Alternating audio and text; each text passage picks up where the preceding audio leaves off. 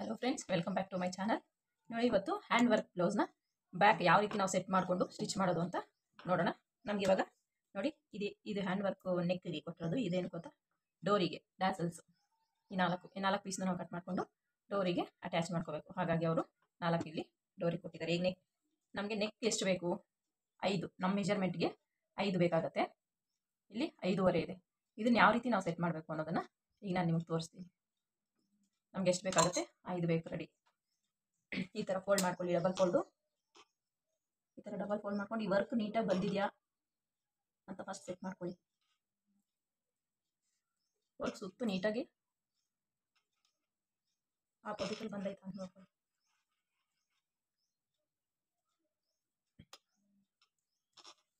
ಈ ಥರ ಸೆಟ್ ಮಾಡ್ಕೊಂಡಿದ್ದಾದ್ಮೇಲೆ ಹ್ಯಾಂಡ್ ವರ್ಕ್ ಬ್ಲೌಸ್ ಸ್ಟಿಚ್ ಮಾಡ್ಬೇಕಾದ್ರೆ ನಾವು ತುಂಬ ಕೇರ್ಫುಲ್ಲಾಗಿ ಸ್ಟಿಚ್ ಮಾಡ್ಬೇಕು ಫ್ರೆಂಡ್ಸ್. ಇಲ್ಲಾಂದ್ರೆ ಏನಾಗುತ್ತೆ ಅಂದರೆ ಸ್ವಲ್ಪ ಮಿಸ್ಟೇಕ್ ಆದ್ರೂ ಬ್ಲೌಸ್ ಪೂರ್ತಿ ಹಾಳಾಗ್ಬಿಡುತ್ತೆ. ಸೊ ಹಂಗಾಗಿ ಒಂದು ಸಲ ಅಲ್ಲ 2-3 ಸಲ ಚೆಕ್ ಮಾಡಿಕೊಂಡು ನಾವು ಕಟ್ ಮಾಡ್ಕೋಬೇಕಾಗುತ್ತೆ. ಈಗ ನೋಡಿ, ನಮಗೊಂದು 1/4 ಇಂಚು ಜಾಸ್ತಿ ಬಂದಿದೆ. ಇಲ್ಲಿ 1/4 ಇಂಚ್ ಜಾಸ್ತಿ ಬಂದಿರೋತ್ರ ಒಂದು ಮಾರ್ಕ್ ಮಾಡ್ಕೊಳ್ಳೋಣ. ಈಗ ದಪ್ಪ ಇದ್ದಾರೆ ಅಂದ್ಕೊಳ್ಳಿ, ಬ್ಲೌಸ್ ಮೆಜರ್ಮೆಂಟ್ ಜಾಸ್ತಿ ಇದೆ ಅಂದ್ಕೊಳ್ಳಿ, ಅಂಥವ್ರಿಗೆ 2.25 ಇಟ್ಟರೆ ಏನು ತೊಂದರೆ ಆಗಲ್ಲ. ಸಣ್ಣ ಇರೋರ್ಗಾದ್ರೆ ನಾವು 2.25 ಇಟ್ಬಿಟ್ರೆ ಶೋಲ್ಡರ್ ಡ್ರಾಪ್ ಆಗೋ ಚಾನ್ಸಸ್ ಇರುತ್ತೆ. ಸೊ ಹಂಗಾಗಿ ನಾವು ನೆಕ್ ವಿಡ್ತ್ನ ನಾವು 2.5 ಇಟ್ಟರೆ ಫಿಟ್ಟಿಂಗ್ ಚೆನ್ನಾಗಿ ಕೂತ್ಕೊಳ್ಳುತ್ತೆ ಅಂತ ಈ ಥರ ಒಂದು ಮಾರ್ಕಿಂಗ್ ಮಾಡಿಕೊಂಡು ನೋಡಿ, ಸ್ಕೇಲ್ ಯೂಸ್ ಮಾಡಿಕೊಂಡು ಹಿಂಗೆ ಕ್ರಾಸಾಗಿ ಒಂದು ಲೈನ್ ಹಾಕೊಳ್ಳಿ. ಹಿಂಗೆ ಕ್ರಾಸಾಗಿ ಲೈನ್ ಹಾಕೊಂಡು ಮತ್ತೆ ಇನ್ನೊಂದ್ಸಲ ಚೆಕ್ ಮಾಡ್ಕೊಳ್ಳಿ ಕರೆಕ್ಟಾಗಿ ಬಂದಿದೆಯಾ ಅಂತ. ಚೆಕ್ ಮಾಡ್ಕೊಂಡಿದ್ದಾದ್ಮೇಲೆ ಇಲ್ಲಿ 1/4 ಇಂಚಿಗೆ ಒಂದು ಸ್ಟಿಚ್ ಹಾಕೊಳ್ಳಿ.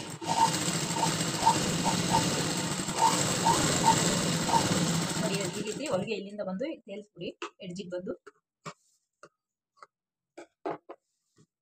ಈಗ ನೋಡೋಣ ನಮಗೆ ನೆಕ್ ವಿಡ್ತ್ ಎಷ್ಟು ಬಂದಿದೆ ಅಂತ. ನೋಡಿ, ಈ ರೀತಿ ನಾವು ಸೆಟ್ ಮಾಡ್ಕೋಬೇಕಾಗುತ್ತೆ. ಇದು ಕರೆಕ್ಟಾಗಿದೆ. ನಮ್ಮ ನೆಕ್ ವಿಡ್ತ್ ಡೀಪು ಇದು ಈಗ ಎಷ್ಟು ಬಂದಿದೆ ನೋಡಿ. ನಮಗೆ 5 ಬೇಕು. ನೋಡು, ಕರೆಕ್ಟಾಗಿ 5 ಬಂದಿದೆ. ಈಗ ನಾವು ಇದನ್ನ ನೋಡಿ, ನಾವೇನು ಬ್ಯಾಕ್ ಕಟ್ ಮಾಡ್ಕೊಂಡಿದ್ದೀವೋ ಇದನ್ನ ಈ ಥರ ಮಾಡ್ಕೊಳ್ಳೋದ್ರಿಂದ ಮಾರ್ಕಿಂಗ್ ಈ ಕಡೆನೂ ಬೀಳುತ್ತೆ ಅಂತ. ಇಲ್ಲಾಂದರೆ ಈ ಥರ ನೀವು ಫೋಲ್ಡ್ ಮಾಡಿಕೊಂಡು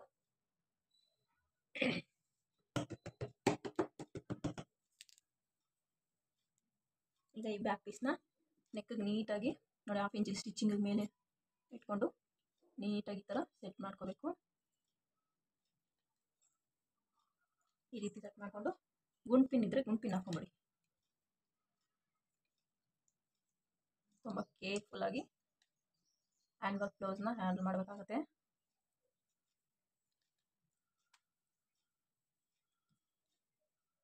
ಕರೆಕ್ಟಾಗಿರ್ಬೇಕು. ನಾವು ನೆಕ್ಕೆಲ್ಲ ನೀಟಾಗಿ ನೋಡಿ ಗುಂಡ್ ಪಿನ್ ಹಾಕೊಳ್ಳಿ.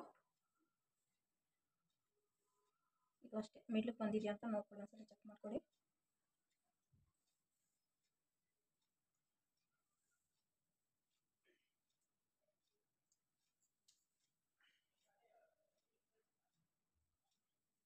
ಈ ಥರ ನೀಟಾಗಿ ಸೆಕ್ಯೂರ್ ಮಾಡ್ಕೊಳ್ಳಿ ಪಿನ್ ಹಾಕ್ಕೊಂಡು.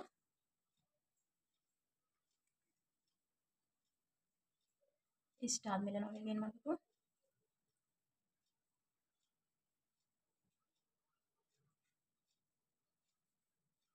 ಇದೇನಿದೆಯೋ ಇದ್ರ ಮೇಲೇ ಸ್ಟಿಚ್ ಹಾಕೋಬೇಕು. ನೀವು ಈ ಕಡೆ ನಿಮಗೆ ಕಾಣಲಿಲ್ಲ, ವರ್ಕ್ ಕಾಣಲ್ಲ ಅನ್ನೋದಾದರೆ ನೀವೇನು ಮಾಡ್ತೀರಾ, ಈ ಥರ ಎಲ್ಲ ಸೇಫ್ಟಿ ಪಿನ್ ಹಾಕೊಂಡ್ಮೇಲೆ ಸೇಫ್ಟಿಗೆ ಈ ಥರ ಉಲ್ಟಾ ಮಾಡ್ಕೊಳ್ಳಿ.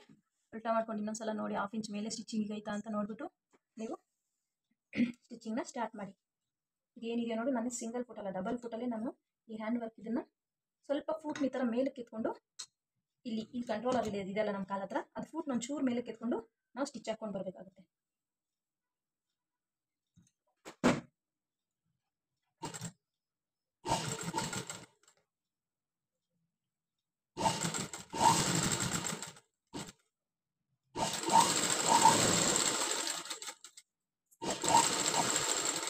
ನಾವು ಸ್ಟಿಚ್ ಹಾಕ್ಬೇಕಾದ್ರೆ ಬಟ್ಟೆನ ಕೇರ್ಫುಲ್ಲಾಗಿ ಈ ಥರ ಮೂವ್ ಮಾಡಬೇಕು. 2 ಕೈಯಿಂದ ಮೂವ್ ಮಾಡಿಕೊಂಡು ಬರುತ್ತೆ. ಇಲ್ಲಾಂದರೆ ಆ ಬೀಡ್ಸ್ ಎಲ್ಲ ಒಡೆದೋಗ್ಬಿಡುತ್ತೆ. ಅದ್ರ ಮೇಲೆ ಏನಾದರೂ ನೀಟ್ ಹೋದರೆ ಬೀಡ್ಸು ಒಡೆದೋಗ್ಬಿಡುತ್ತೆ. ಹಾಗೆ ತುಂಬ ಕೇರ್ಫುಲ್ಲಾಗಿ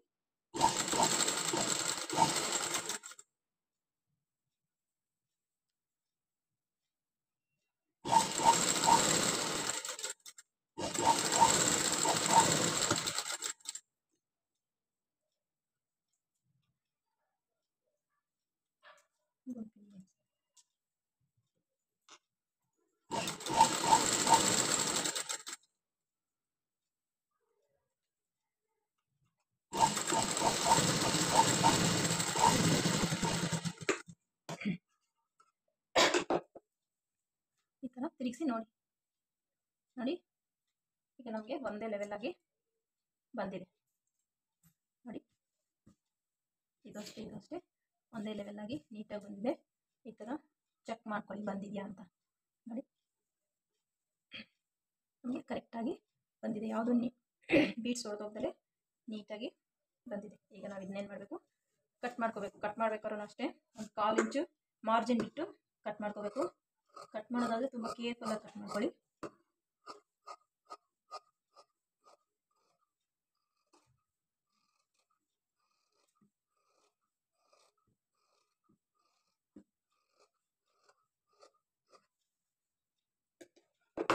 ಇದು ನಮಗೆ ಟ್ಯಾಸಲ್ಸ್ಗೆ ಯೂಸ್ ಆಗುತ್ತೆ. ಇದನ್ನು ನೀಟಾಗಿ ಇಟ್ಕೊಳ್ಳಿ. ಈಗ ನಾವು ಈ ಟರ್ನಿಂಗ್ಸಲ್ಲಿ ಈ ಥರ ಕಟ್ ಮಾಡ್ಕೊಳ್ಳಿ. ನೀಟಾಗಿ ಟರ್ನ್ ಆಗುತ್ತೆ ಬಟ್ಟೆ. ಹುಷಾರಾಗಿ ಕಟ್ ಮಾಡಿಟ್ಕೊಳ್ಳಿ. ಸ್ವಲ್ಪ ಇದಾದರೂ ಅದು ಎಕ್ಸ್ಟ್ರಾ ಕಟ್ ಆಗಿಬಿಡುತ್ತೆ. ಕೇರ್ಫುಲ್ಲಾಗಿ ಕಟ್ ಮಾಡ್ಕೊಳ್ಳಿ.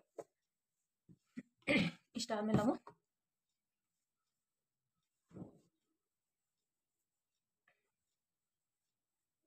ನೋಡಿ ಈ ಥರ ಸುತ್ತು ಈ ಥರ ಹಿಂಗೆ ಉಚ್ಕೊಂಡ್ಬಿಡಿ. ಉಚ್ಕೊಂಡ್ಬಿಟ್ಟು ನಾವು ಈ ಲೈನಿಂಗ್ ಮೇಲೇ ಒಂದು ಸ್ಟಿಚ್ ಹಾಕೊಂಡು ಹೋಗಬೇಕಾಗುತ್ತೆ. ಮೇನ್ ಪೀಸ್ ಮೇಲೆ ಒಳಗೆ ಸ್ಟಿಚ್ ಬೀಳಬಾರ್ದು.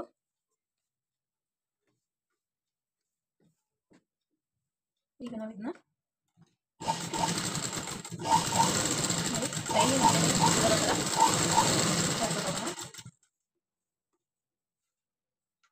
ಈ ಕೂಳೆ ಏನಿದೆಯೋ ಈ ಕೂಳೆ ಲೈನಿಂಗ್ ಕಡೆ ಬರೋ ಥರ ಇಟ್ಕೊಂಡು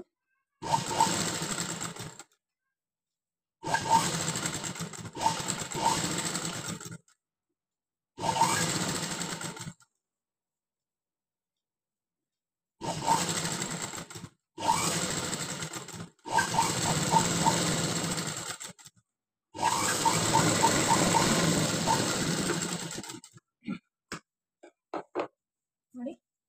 ನೋಡೋದ್ರಲ್ಲ ಈಗ ನೋಡಿ ಎಷ್ಟು ನೀಟಾಗಿ ಪೂರ್ತಿ ನಮ್ಮ ನೆಕ್ಕು ಬಂದಿದೆ. ಈಗ ನಾವೇನು ಮಾಡಬೇಕು, ಹಾಗೆ ನಾವು ಈ ಥರ ತಗೊಂಡು ನೀಟಾಗಿ ಲೆವೆಲ್ಲಾಗಿ ಹಿಂಗಿಚ್ಕೊಂಡ್ಬಿಡಿ. ಲೆವೆಲ್ಲಾಗಿ ಹಿಂಗಿಚ್ಕೊಂಡ್ಬಿಟ್ಟು ನಾನಿಲ್ಲಿ ಬಾಟಮಲ್ಲಿ ಪೈಪಿಂಗ್ ಕೊಡೋಣ ಅಂದ್ಕೊಂಡಿದ್ದೀನಿ. ಹಾಗಾಗಿ ನೋಡಿ ಇದರಲ್ಲಿ ಪೈಪಿಂಗ್ ಥ್ರೆಡ್ ಆಲ್ರೆಡಿ ನಾನು ಸ್ಟಿಚ್ ಮಾಡ್ಕೊಂಡಿದ್ದೀನಿ. ಇದನ್ನು ಇದಕ್ಕೆ ಈ ಥರ ಸೀದಾ ಮೇಲೆ ಈ ಥರ ಇಟ್ಕೊಂಡು ಅಟ್ಯಾಚ್ ಮಾಡ್ಕೊಳ್ಳಿ.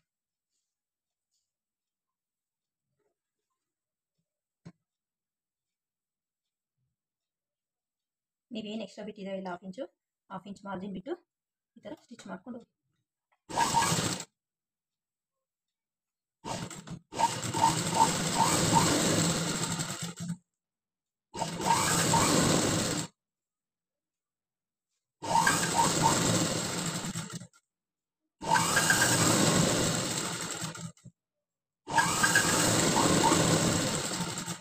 ನೀಟಾಗಿ ಹಾಫ್ ಇಂಚಿಗೆ ಬರ್ತಾ ಇದೆ ಸ್ಟಿಚ್ ಮಾಡ್ಕೋಬೇಕಾಗುತ್ತೆ. ನೆಕ್ಸ್ಟ್ ಕಟ್ ಮಾಡ್ಕೊಂಡು ಅಷ್ಟು ಕಟ್ ಮಾಡ್ಕೊಂಡಿದ್ದಾದ್ಮೇಲೆ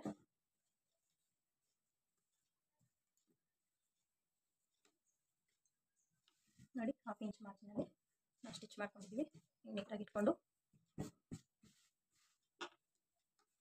ಈ ಪೈಪಿಂಗ್ ಥ್ರೆಡ್ ಏನಿದೆಯೋ ಇದ್ರ ಮೇಲೇ ಈ ಹೊಲಿಗೆ ಮೇಲೇ ಸ್ಟಿಚ್ ಹಾಕೊಂಡು ಹೋಗೋಣ.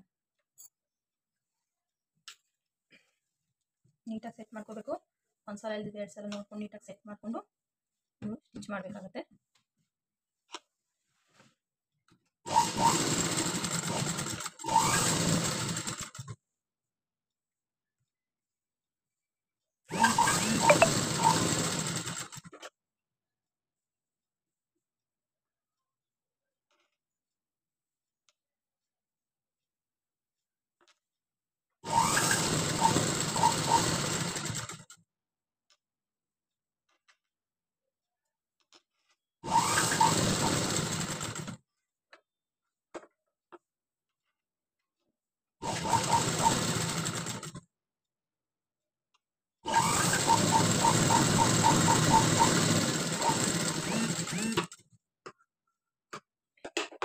ಈ ಥರ ಸ್ಟಿಚ್ ಮಾಡ್ಕೊಂಡಿದ್ದಾದ್ಮೇಲೆ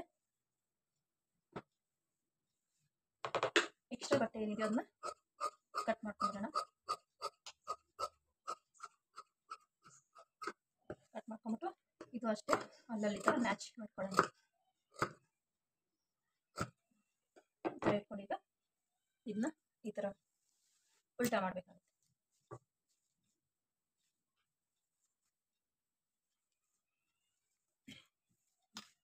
ನೋಡಿ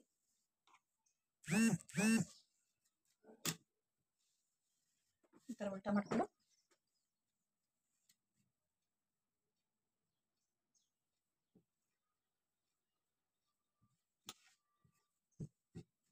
ನೀಟಾಗಿ ಸೆಟ್ ಮಾಡ್ಕೊಳ್ಳಿ.